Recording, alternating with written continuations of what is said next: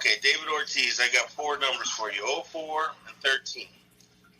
No, you don't belong in the Hall of Fame. I'm kidding. As a Cardinal fan, watching the Boston Red Sox break that curse, especially on my home field, it was a mixed emotion because, for one thing, they broke the curse. I mean, that's always something you're always going to remember. And to watch in the World Series and see my team be semi a part of it, even though we were the losing part of it, is always going to be in history books. But I remember the 04 series. It seemed like David Ortiz was just on fire, and no matter what they threw to him, he was hitting it everywhere. It wasn't just home runs; it was everywhere. I mean, he really did have a good series. And even before that, before the World Series, just in the playoffs, Boston just seemed they were determined to break that curse. But I guess I didn't mean to get off there. But his numbers, the way he is with other players. He's a big goofball from what I've seen. He likes to have fun. That's really good. But his numbers are Hall of Fame worthy. As a DH especially, like you said, he's the last of a kind. Hopefully, well, maybe the DH will go away, but to be a DH, I mean, is almost his whole career. Is that right? Yeah, he's got the numbers. He's definitely got the numbers to be in the Hall of Fame. I really don't see why he wouldn't. The cowardness is there too because he acted like, well, if they tainted a B12 shot or something like that. I forget what his excuse was. I mean, again, just man up. You took it, you took it. But the numbers are there for him to be in the Hall of Fame. I agree. Okay, did you now? Cardinal Nation said he wanted to ask both of us a question before we end this podcast. Cardinal Nation, do you want to ask that to us now? Well, I want to put a little scenario out there. Let's say, Mets King, put yourself, I guess, in Barry Bonds' shoes. So we'll start there. Barry Bonds is now the hitting coach for the Miami Marlins. Now, you're Barry Bonds, and are you doing this to help your image, or are you giving back to baseball? That's one question. So you're asking if I think Barry Bonds is the hitting coach of the Miami Marlins to try to get back in favor with people, or because he actually wants to help the game of baseball and help the Marlins be better hitters? That's what the question is? Yeah, that'd be one question.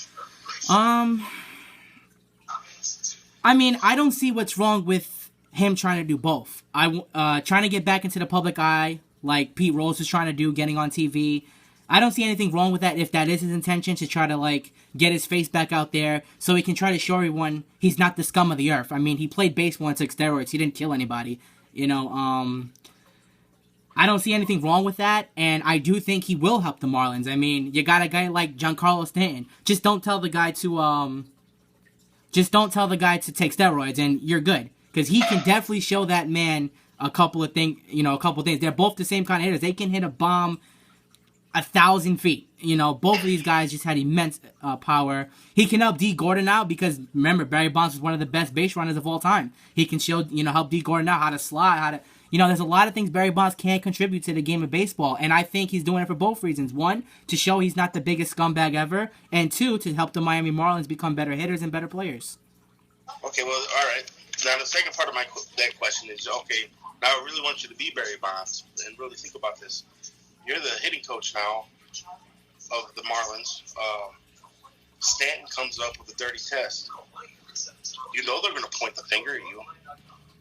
Even if it's not true, even if it's proven to not be true, they're going to still point the finger at you. Do you take that risk if you were Barry Bonds?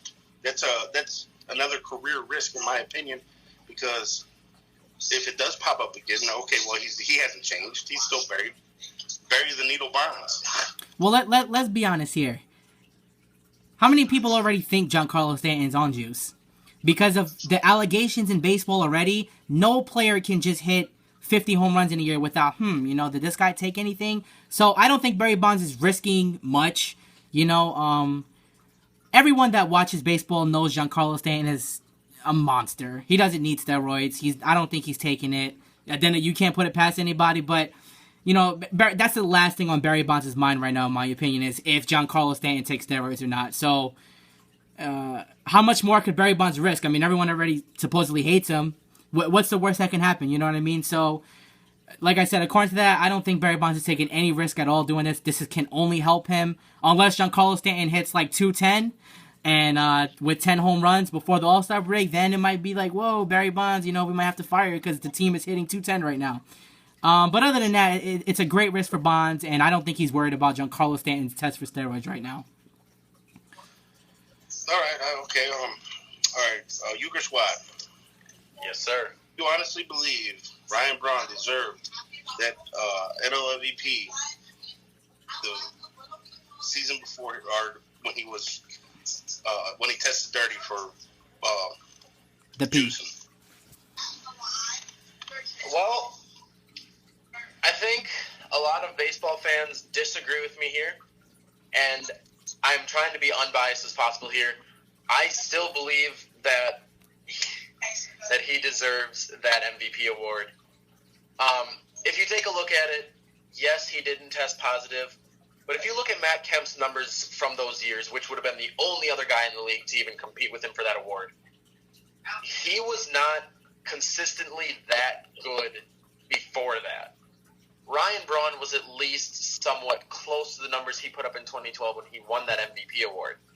I mean, it wasn't, 30 and 40 home runs, whatever he hit, but he was at least somewhat close to those numbers. I mean, Matt Kemp kind of came out of nowhere that year and now has fallen off once again, and now he's on the Padres where he's not going to do anything because, look at Petco Park. It's not a hitter's ballpark by any means. But I do say Ryan Braun still deserves his MVP award. And, I wish we went to sign him to that big, long contract like Mets King said. I wish another team would take him right now for the Brewers rebuild. But I just don't see it happening without us eating 80% of that contract. But do I think he deserves that MVP that he won? Yes. Okay, one more question for both of you. I want you to both to answer this honestly. Of all the guys we discussed today and we've only discussed 10. There's 25 top players on this list of PED users. Do you think Pete Rose is equal to the punishment or nowhere close to it and he just belongs in the Hall of Fame? I'll start out with this one here, Mets King. Pete Rose, plain and simple, belongs in the Hall of Fame. He didn't take steroids. He didn't do drugs. Well, he didn't do steroids. He didn't do anything to completely alter the game. He bet on baseball games. It's in people's nature to be of a betting people. People go to the casino to bet on, their blackjack games, their poker games, different things. He was just making some bets, making some extra money. I don't think it's that big of a deal. Pete Rose should not have a lifetime ban from baseball. Pete Rose should have been in the Hall of Fame already. We shouldn't still be discussing this in 2016. He should be in the Hall of Fame, without a doubt. Let me add to that. If Barry Bonds belongs in the Hall of Fame, Pete Rose belongs in the Hall of Fame, and Barry Bonds belongs in the Hall of Fame. So Pete Rose, the most hits of all time. He played with a lot of heart and soul. He'll truck you over in an All-Star game and ruin your career. He'll always hustle the first base. Anytime he's on that field, you're gonna get 110%. Right there, it's not the definition of a Hall of Famer, a definition of a man. Someone who puts his 110% every time he steps anywhere and anything he does. That alone, to me, without the most hits of all time, puts him in the Hall of Fame. And definitely Pete Rose should have been in the Hall of Fame a long, long time ago. We should not be talking about this right now. Oh, absolutely. All right, and Mets King, I know you had some closing statements before we officially close out the show. I just want to say to everyone watching this podcast, this was pretty much like a test run. We're short a couple of people. We're usually going to have about 6 people on this podcast. This, like I said, is a trial run, and just bear with us. We know there was a couple things that went a little bit out of whack, but like I said, we're baseball fanatics, like I said on the first podcast, and we're going to bring you this every single week. We're going to have it better and running perfectly within the next couple weeks. There's going to be a lot of great topics week after week. Right now, it's a little slow because it's spring training and not the regular season, but it's definitely going to be jumping during the regular season. So we thank you for anyone who watches this, and we're going to give a perfect ending closing with our Euchre squad. All right, as he said, this is a test run. The video was kind of a last-minute idea. We thought of it right before we jumped on, to be completely honest with you fans. And we hope it's really going well. We hope you actually enjoy looking at us instead of having to watch an old baseball video game, watching computers play. You get to watch us talk, watch how we do things. You see that we have our notes and that we do a lot of research and put a lot of work into these, all for you guys. So, ladies and gentlemen, did we forget anyone?